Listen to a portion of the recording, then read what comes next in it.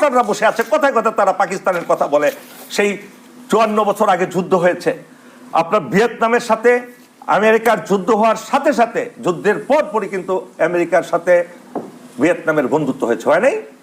পুরো ভিয়েতনামের মাটিকে তামা করে ফেলেছে, লক্ষ লক্ষ মানুষকে হত্যা করেছে। আরেকটা মিথ, 30 লক্ষ লোক হত্যা করেছে, পৃথিবীর কোনো পাগলও বিশ্বাস করবে না।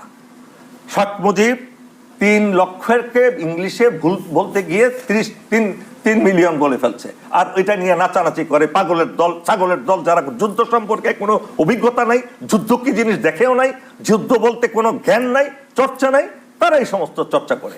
আজকে দুঃখজনক হলো সত্য, আপনার এই যে ঘরে ঘরে আওয়ামী পেতাত্তা যে আছে, এই পেতাত্তাদেরকে আইডেন্টিফাই করা সবচেয়ে আগে কাজ।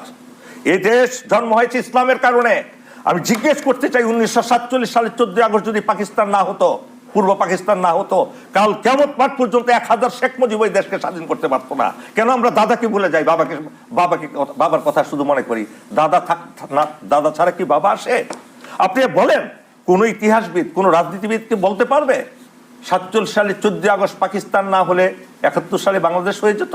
তাহলে কাশ্মীর অনেক আগে স্বাধীন হয়ে যেত। এই বাস্তবতা যারা মানে না, তারাই মানে না যারা ইসলাম ধর্মের বিদ্বেষী, ইসলাম ধর্মকে পছন্দ করে না, ইসলাম ধর্মকে তারা তাদের জীবনের চরম শত্রু মনে করে, এবং হাদিসের সম্পর্কে তাদের জ্ঞান নাই, কোরআনের জ্ঞান নাই। এই সমস্ত লোকগুলা কথায় কথায় অন্যকে রাজাকার, কথায় কথা বলবে জামাত শিবির। জামাত শিবির কি ইসলামের দবজাদারি? ইসলামের মালিকানা তারা নিয়েছে?